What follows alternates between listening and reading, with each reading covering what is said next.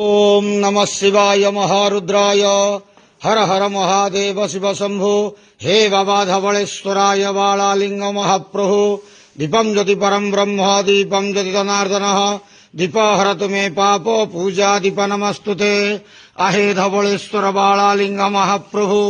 संसार सुखी रखंतु